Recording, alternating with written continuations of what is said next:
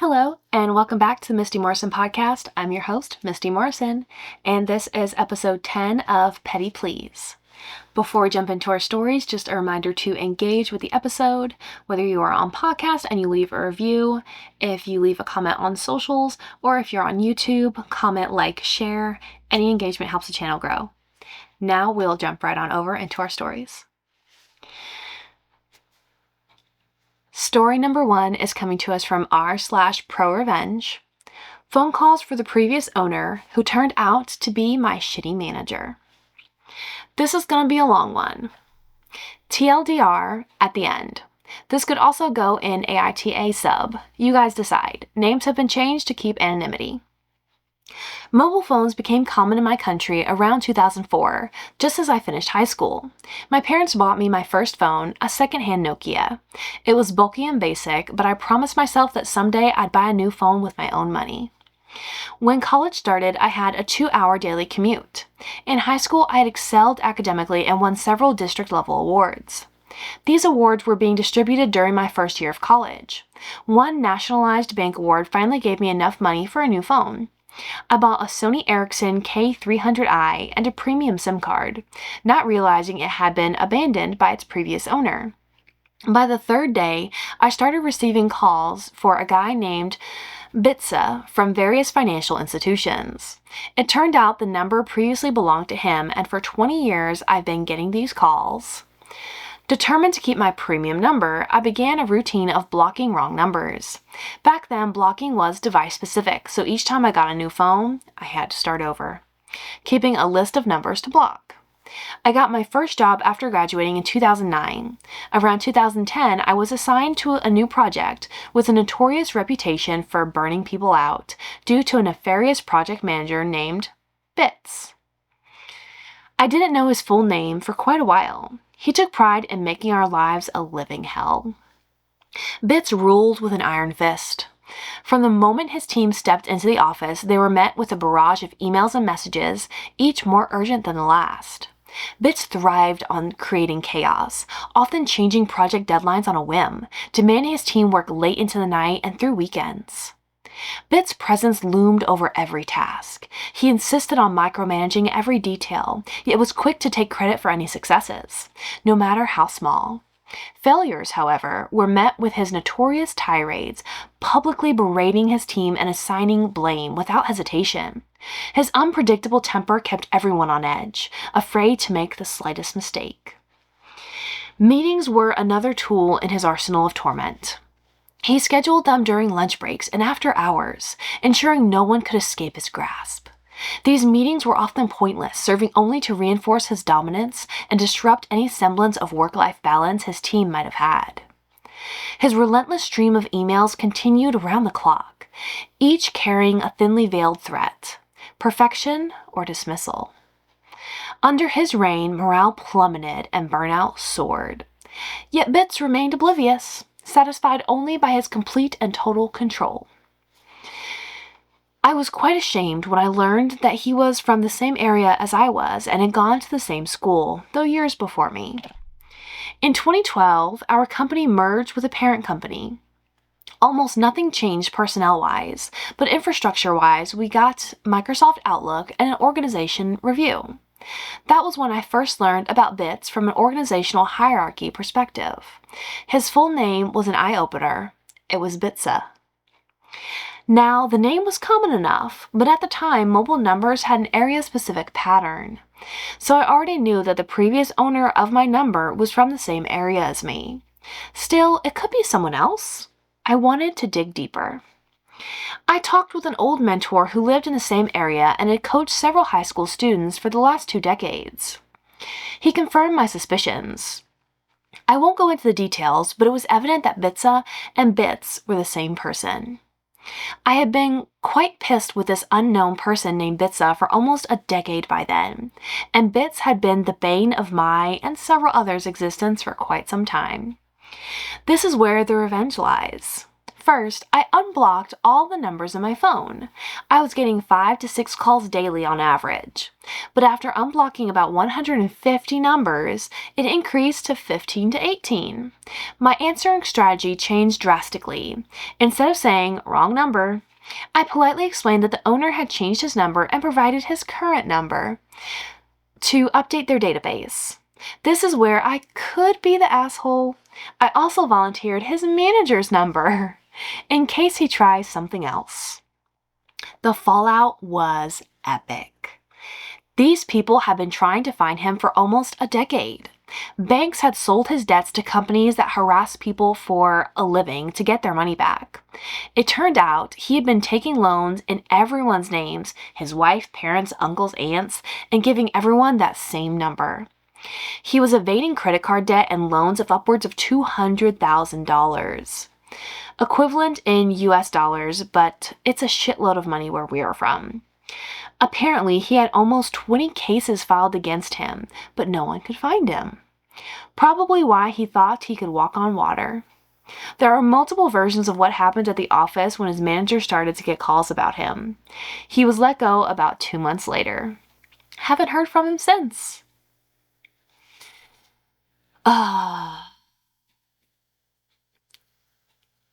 Wow. Just wow. I'm kind of speechless on that one. That was so well written. I really had a lot of fun reading that one. The first comment on this story just simply says, "This is glorious." And I couldn't agree more.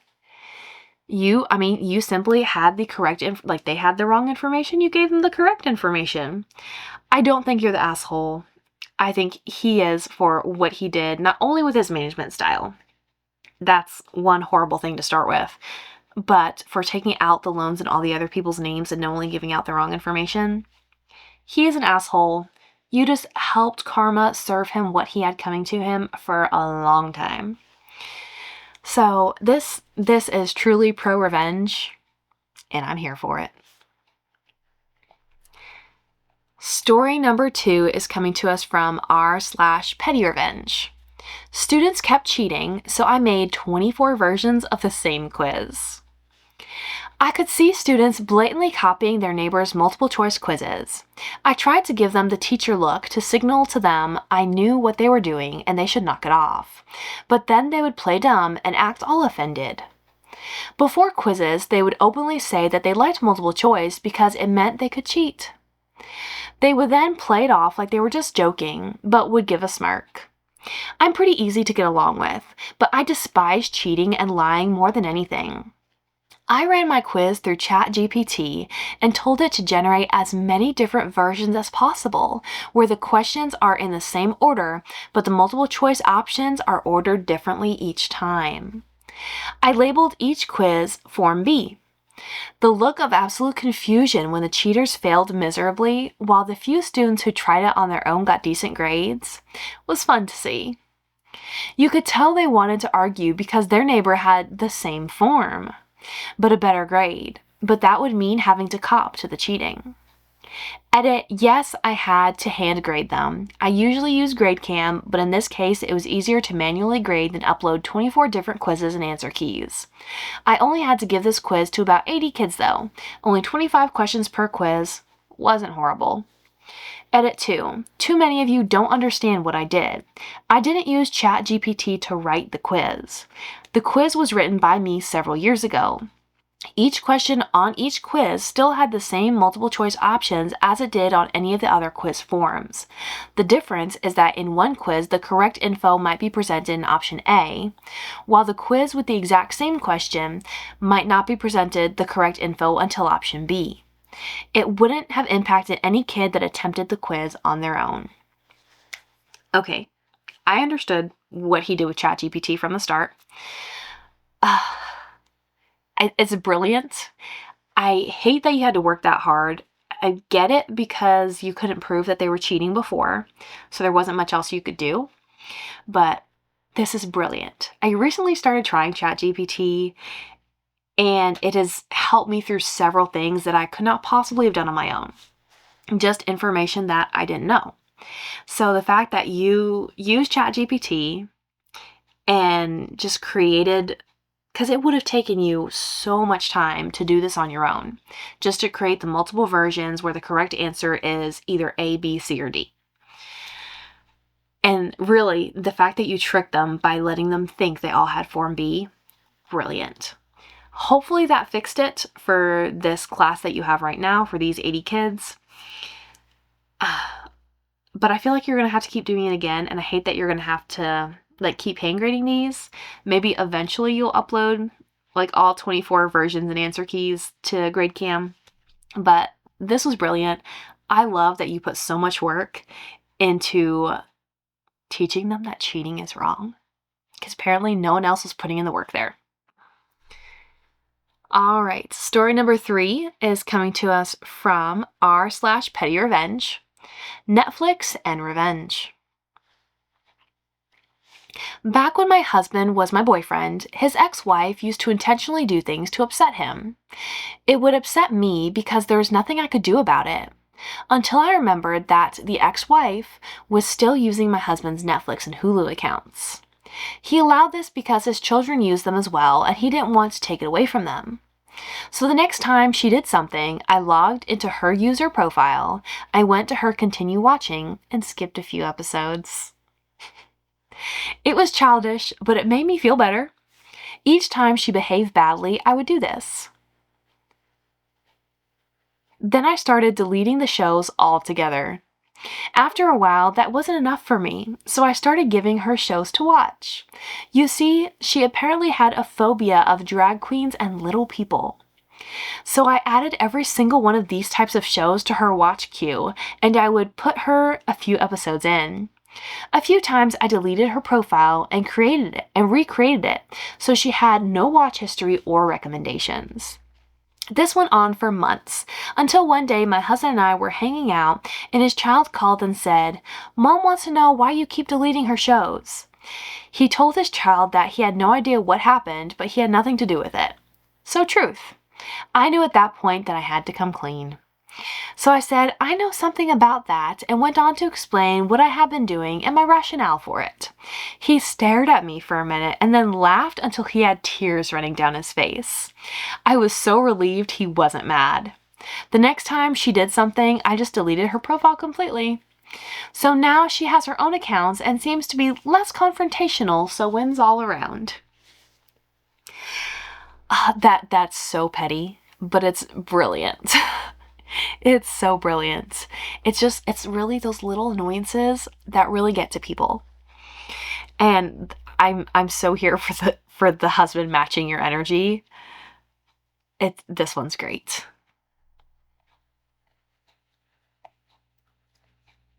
Story number 4 is coming to us from r/petty revenge.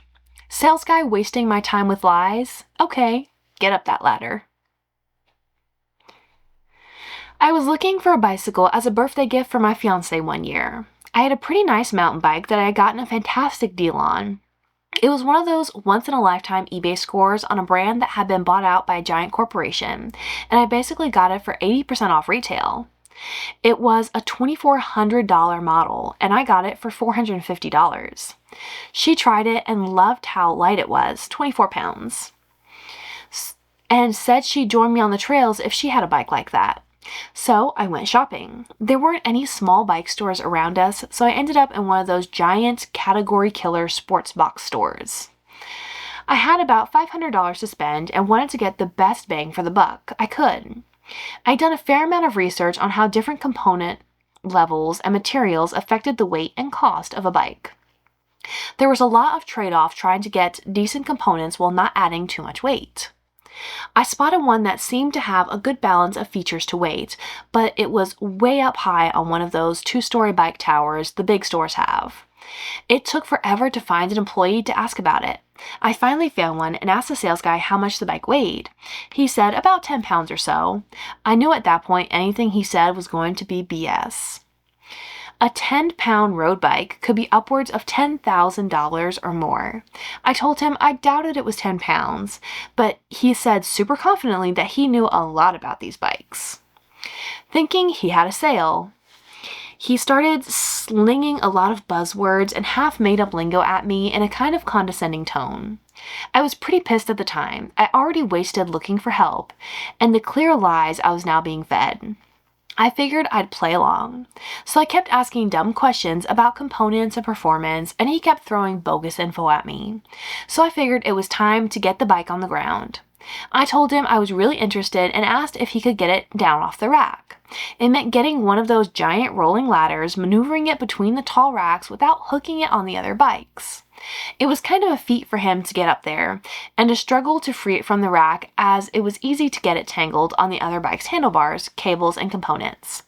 It took him about 10 minutes of finagling, and he had to get back down to move the ladder twice. He was pretty sweaty by the time he got down to the floor with the bike. It was pretty obvious that the 10-pound bike weighed a lot more than he said it did. I looked it over, acting all interested, and went to lift it to feel the weight. It was probably close to 30 pounds. I told him I was interested in another one up in the rack to compare, so back up he went. We repeated this 2 more times, and when I had 3 bikes in front of me, I told him, "Nah, I'm just not interested in any of them because they were definitely not anywhere close to 10 pounds.